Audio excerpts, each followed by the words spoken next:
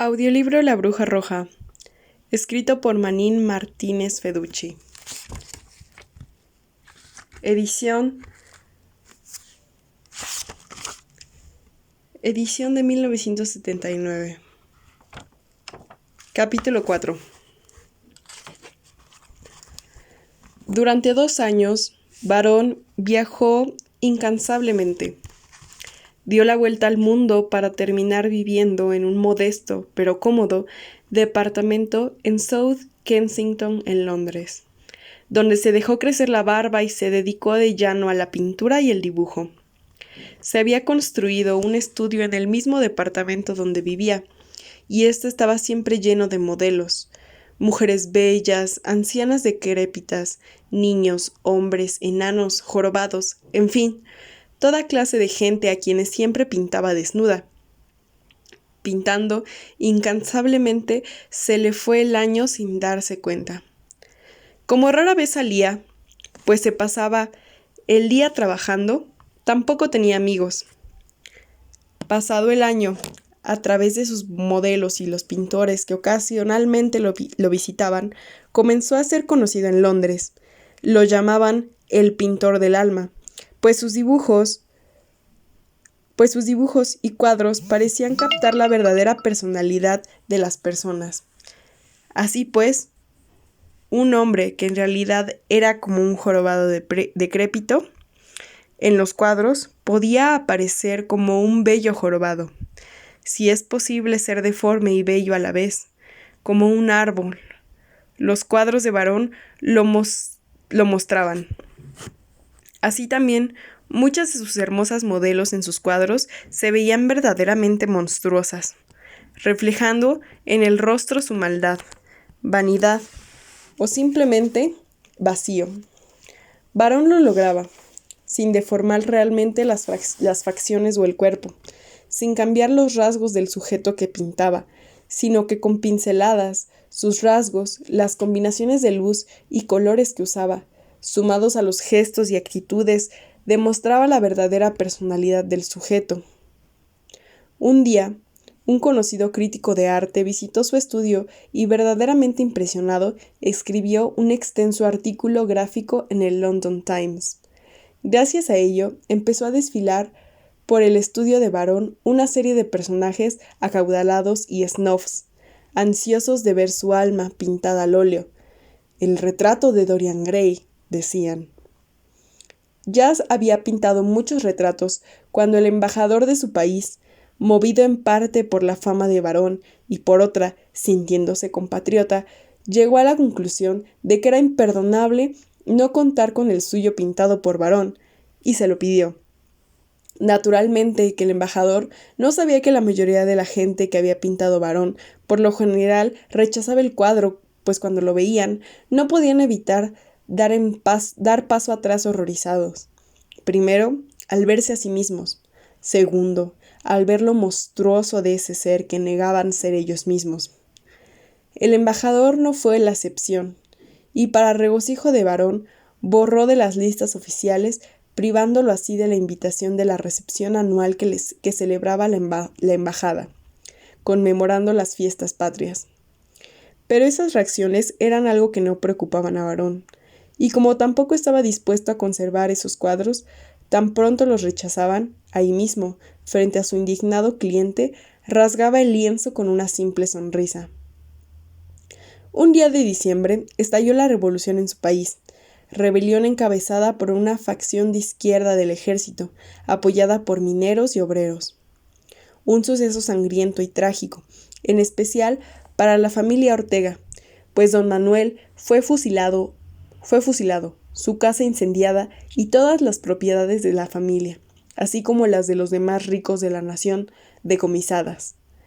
Doña María Luisa, que no pudo soportar tantas desgracias juntas, murió de un ataque al corazón, y sus hijos se desperdigaron, asilándose en los países vecinos. De monstruosa frialdad calificó el embajador la reacción de Varón cuando leyó la carta, en la que se le notificaba los trágicos sucesos que habían diezmado a su familia. Pero lo que verdaderamente colmó al embajador, que también se había convertido en un exiliado, fue cuando Varón arrojó la carta sobre el escritorio y le dio la espalda, retirándose con paso ligero, sin escuchar sus comentarios, dejándola hablar como a un demente, solo frente a la pared. Ya en la calle, Varón respiró con tranquilidad. Se pasó un dedo por la boca como acostumbraba cuando estaba pensativo, y acariciándose así los labios, caminando lentamente con la mirada perdida en el vacío, pensó en su situación. Tenía muy poco dinero en el banco, pues no le gustaba ni sabía ahorrar. Por otro lado, sus necesidades eran frugales, ya que no le daba mayor importancia a la ropa ni a la comida, y desde luego no acostumbraba a frecuentar restaurantes ni cabarets. Ese mismo día buscó por los barrios bajos de Londres un cuarto donde vivir, y también ese mismo día se trasladó. Había conseguido el piso alto de lo que alguna vez fue un molino, lo que lo hizo sentirse muy afortunado.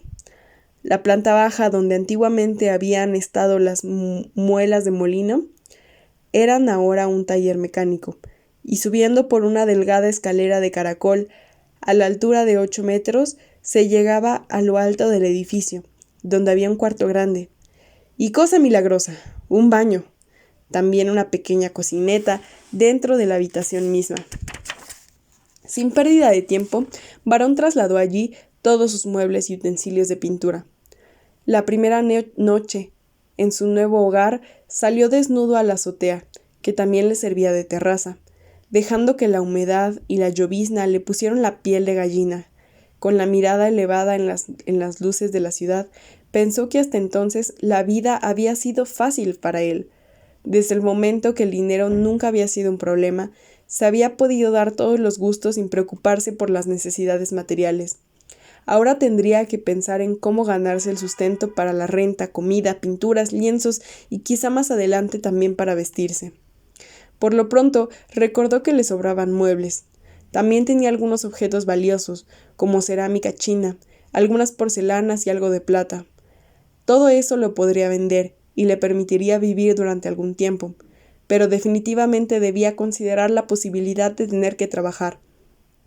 Así pensando, se le fue el tiempo, y cuando se dio cuenta, tenía la piel amoratada, el cuerpo entumecido y sentía como si el frío lo hubiera penetrado hasta los huesos. Tomó una última bocanada de aire y se estremeció. Entró en la habitación cerrando la puerta de la terraza tras de sí.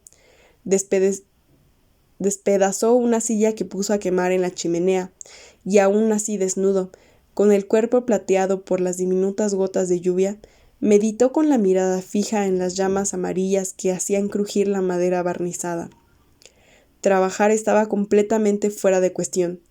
No estaba dispuesto a venderse a sí mismo ni a vender su tiempo, y mucho menos a hacer algo que no le gustara. Como lo único que deseaba era pintar y leer, tenía que descartar la remota posibilidad de un trabajo a su gusto. Vender sus cuadros también sería muy difícil, pues a nadie le gustaban y no estaba dispuesto a cambiar de estilo. Así que, mientras tanto, solo le quedaban dos caminos. Uno, el más difícil, intentar vender sus cuadros, desde luego sin alterar su estilo, y otro más viable, robar. Sí, robar. ¿Por qué no? El hombre es cazador por naturaleza, se decía, y siempre ha vivido de la cacería. Es lógico que un hombre en la ciudad también deba vivir de ella, pero de la cacería de hombres. No era ambicioso, así que no necesitaba de grandes asaltos ni de grandes robos. Le bastaría acogotar a cualquier infeliz en un callejón y con las pocas libras que consiguiera sería más que suficiente para comprar su vino, pan y queso, lo que era su comida preferida. Así también podría pagar las cuentas de la renta, gas, luz, leña y otros menesteres. Ese pensamiento le dio gran tranquilidad. Sonriente se incorporó y envolviéndose en una manta se echó a dormir en el suelo, lugar que prefería a la cama.